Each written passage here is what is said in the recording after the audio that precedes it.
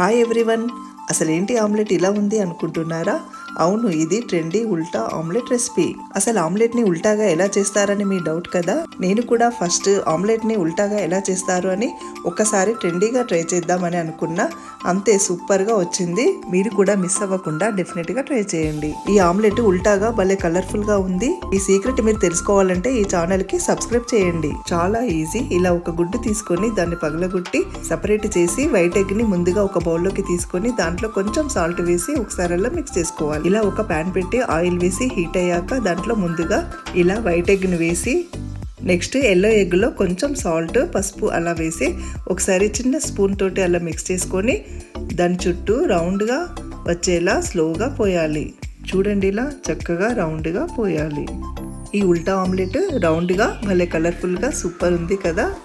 Next ఇలా దీని మీద కొంచెం కారం, ధనియా పౌడర్, గరం మసాలా అన్నీ వేసి కొంచెం దాని చుట్టూ అలా ఆయిల్ కూడా వేసి కుక్ అయ్యాక ఉల్టాగా తిప్పి వేసి మళ్ళీ కుక్ అయ్యాక నెక్స్ట్ ప్లేట్లోకి సర్వ్ చేసుకుంటే అంతే. చాలా ఈజీగా కలర్ఫుల్గా ఉల్టా ఆమ్లెట్ రెడీ అయిపోయింది.